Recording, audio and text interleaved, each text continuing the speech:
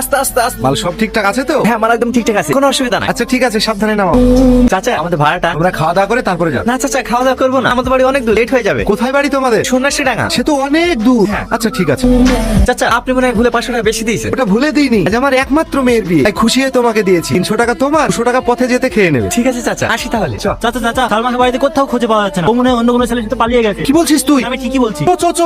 শুনলি তো কি বললো, যে বাপ এত কষ্ট করে মেয়ের বিয়ে দিছে, 1 লাখ টাকার জিনিস কিনছে, আজ দেখ সেই মেয়ে বাপের মুখে চুনকালি মাখিতে চলে গেল। হ্যাঁ রে, সব মেয়ে থাকার থেকে না থাকা অনেক ভালো। সব মেয়েগুলোকে না হাতে 20 দিন দরকার। ঠিকই বলিস। চ। মা মা বাইরে আসো। হ্যাঁ আসছি। তুই তিরপলটা কোসা গেছে। টনি টনি, কি রে কি হলো? গাড়িতে একটা মেয়ে। কে তুমি? বুঝতে পেরেছি, তার মানে একটু আগে আমার যে বাড়িতে সামাল আমি আসলাম না, তুমি কি সেই বাড়ির মেয়ে? নামো শিগগিরই। কি হলো দাঁড়িয়ে থাকলি যে? নামো।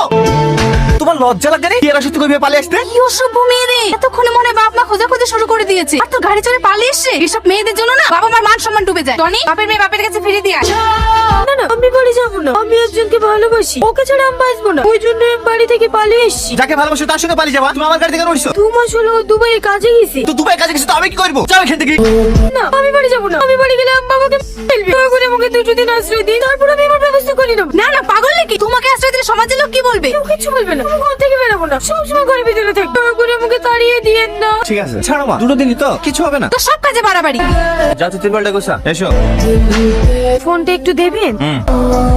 হ্যালো হ্যালো, আমি সালমা বলছি। আমি বাড়ি থেকে চলে এসেছি, একটা বাড়িতে আশ্রয় নিয়েছি। তুমি তাড়াতাড়ি বাড়ি আসো। তো 2 মাস হলো এসছি, এর মধ্যে কি করে বাড়ি যাবো বলো? আমি ওসব কিছু জানি না, তুমি তাড়াতাড়ি আসো। দেখো আমি এখন ব্যস্ত আছি, ঠিক আছে আমি পরে দেখছি, রাখলাম। হ্যালো যাও ঘরে যাও।